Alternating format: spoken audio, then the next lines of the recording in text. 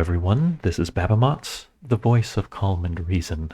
Welcome to another Homeworlds game commentary. This is between Eliscinsky and a player making their debut on my channel, I believe.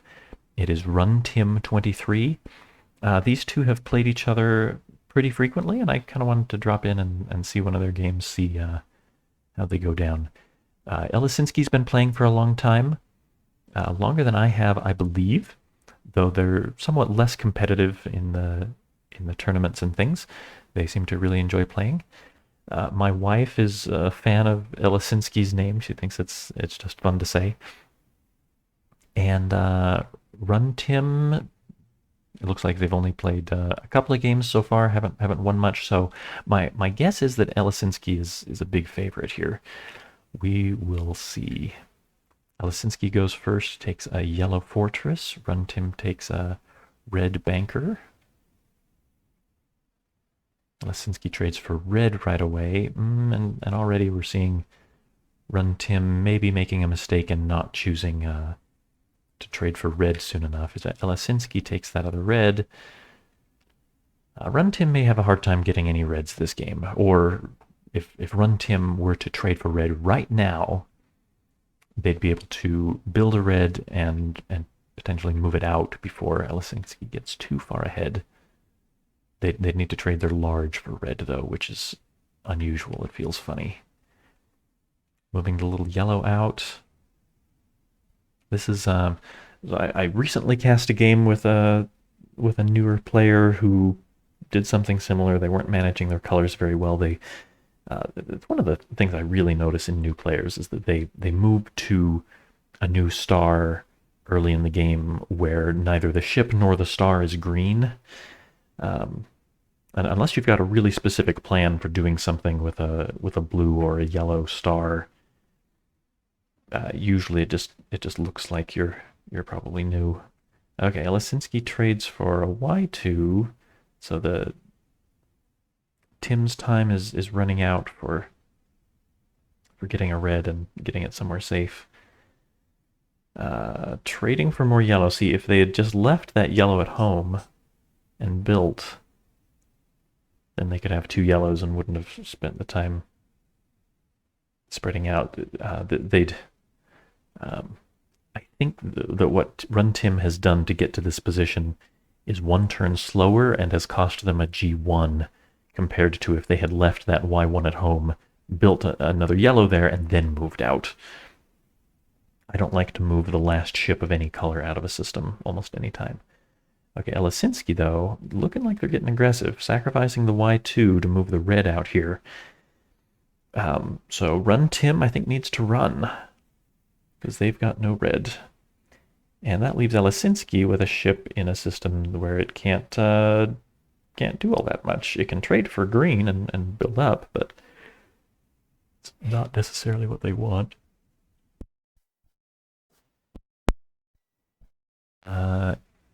So both the medium yellows and medium reds are available now. So Runtim, I think discovering a small yellow star is a great choice. It opens up the mediums. Eliscinsky not taking the medium red, though.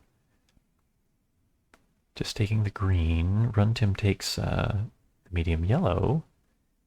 Eliscinsky now getting aggressive. Chasing that little yellow away from the star. Oh, Runtim gonna let Eliscinsky capture it?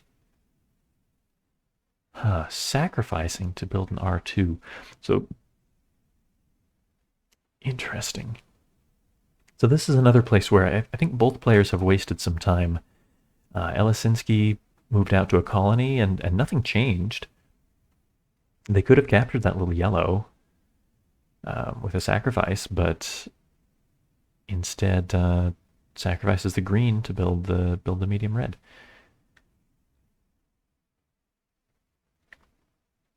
So Runtim now making more space with their reds. Eliscinsky building red. Now, yeah, if Eliscinsky builds red, they're opening up the R3s, and normally, you can't build without green, but Runtim could sacrifice their mothership to build two large reds and, say, a medium yellow. And it would even be safe to do so because Eliscinsky has no yellow and wouldn't be able to overpopulate the three reds in Deneb and wouldn't be able to invade Runtim's home. Eliscinsky... Okay, Eliscinsky doing the shopping spree instead, cleaning out all but one red. So Runtim, if I was here, okay, yeah, putting Eliscinsky in check is kind of nice. I think I would rather set up to build the red. I would build a G1 so that if Eliscinsky didn't block, I could build the R3. Yeah, but Eliscinsky, oh yeah, and Eliscinsky doesn't block. They don't need to.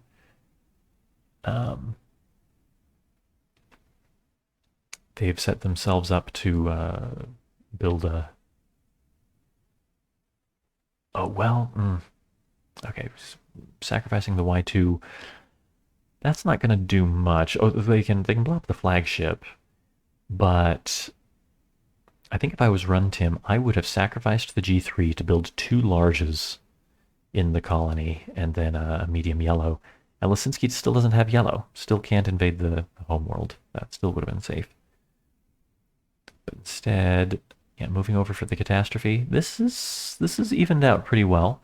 So even though both of these players are making some mistakes, I'm really pleased and enjoying that the mistakes have kept the game pretty darn even.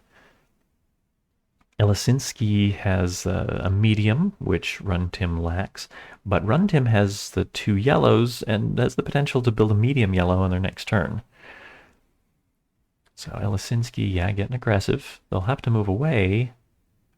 They'll want to move away, I think. And Eliscinsky, by chasing, has put the small yellow back in the bank, so Runtim no longer has the medium yellows available. Runtim needs to not keep going to yellow stars, because that's how Eliscinsky gets to continue the chase, is by following to yellow. Runtim, no, don't go all the way back home. Go to a star of another color where Eliscinsky gets trapped if he chases you. So this has been a good game in a way because I've gotten to talk about some of the basics that I don't usually get to go into, like this thing with the chasing. If you've got a yellow ship and you're being chased by a non-yellow ship, going to a non-yellow star is going to shut down the chase immediately. It's just fine for you. Runtim, yeah, building yellow's good. But Eliscinsky gets to build medium is the trouble. Yeah, spread out. Now you'll get to build mediums. Eliscinsky's getting close to building larges again, though, so...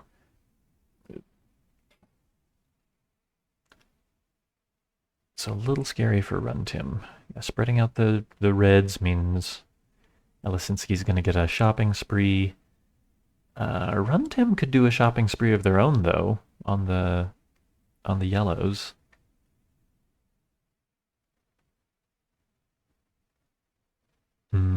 Eliscinsky gets to trade. Yeah, in fact, by not doing a shopping spree, Runtim has given Eliscinsky one more chance to get a medium yellow before they're all gone. Eliscinsky, though, no, couldn't resist the shopping spree. All right, Runtim now. Trading for green? No, if you're going to trade for green, at least make it the medium. Don't shut yourself out. Don't shut yourself out of the medium yellows. Yeah, Eliscinsky trades for green again. They can do another shopping spree. Runtim, no, this isn't good. Although players who maybe aren't quite as consistent with all the tricks might not know this. So this might be safe, but just because Eliscinsky wouldn't think of it. But if Eliscinsky moves in the R3, Runtim can't capture it, and can't both capture it and sacrifice their R3 to reduce the red concentration. like you might hope to do other times with a slow red push, because their only red ship is large.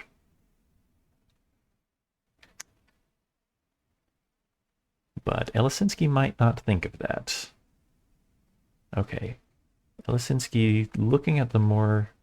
Yeah, they were trading for the yellow. That tells me that they were probably thinking that they needed to go the more traditional route of getting yellow to sacrifice to move in 2 reds at once. But that's an oversight. Runtim builds a green. Eliscinsky builds green. Yeah, so another common thing for newer players, I think, is that they very frequently give their opponent the chance to build the bigger ship than they get to build. Everybody has to do it sometimes, but if you do it consistently, then you end up with situations like this where Runtim has just 1 medium ship and Eliscinsky has 4. And Eliscinsky has 3 larges to Runtim's 1, of course. Okay, Runtim now setting up an investment. Okay, okay. Eliscinsky didn't think of moving into large first, which might have been better. I don't know. I think it'll work out the same. Runtim can't safely sacrifice the R3 to capture this invader. They have to just capture it outright, and Eliscinsky can move in the other red for the overpopulation, which Eliscinsky has no plan whatsoever for knocking out the blue star, but they don't really need one because Runtim's not going to have a mothership anymore. Yeah, Runtim's got no red ships anywhere, and Eliscinsky is looking set to win this. Yeah, Runtim gets a red at least. That could let them knock out all the ships here in this colony. I think what Runtim actually needs right now is more yellow. Runtim's only defense against this this Y3 coming into their homeworld is going to be overpopulation. Although, but on the other hand,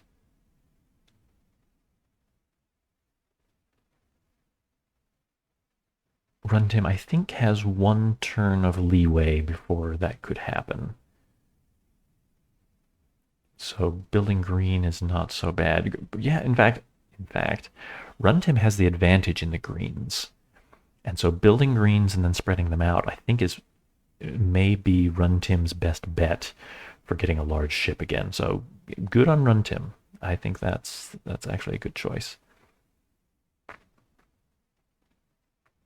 Okay, Eliscinsky sacrifices Y3.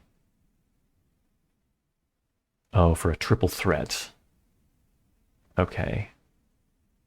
Yep. All right. That's... Yeah. Okay.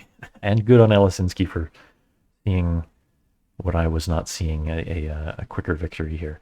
So Runtim needs to sacrifice... Oh, darn, I hit advance and I needed to not to. So I thought Eliscinsky was going to commit to that because it was such a good move. Runtim, in that case, could sacrifice the G2 to build reds to overpopulate Eliscinsky's invading red.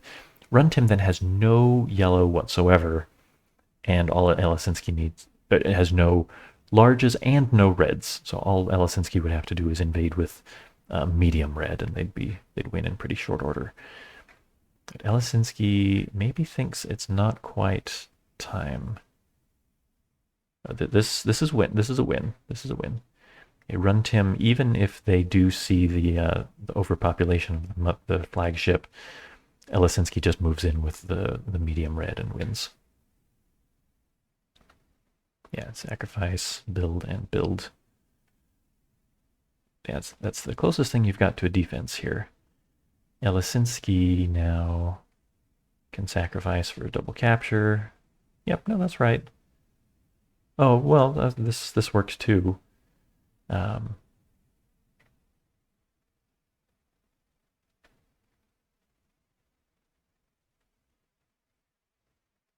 So Eliscinsky had a couple of ways to win. Run23 took a good stab at defending by building a large red, but Eliscinsky had their choice of overpopulating the reds or overpopulating the star and just winning. Yeah, okay. So good on both players for seeing some good things that I missed in my haste. Congratulations to Eliscinsky on a win, and I hope the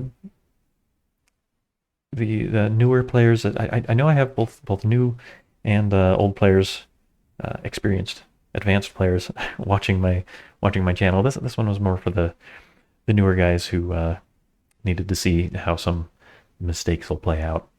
But hopefully, if you're advanced and you're still watching, then you weren't too bored. Thank you all for viewing, and that's it for now.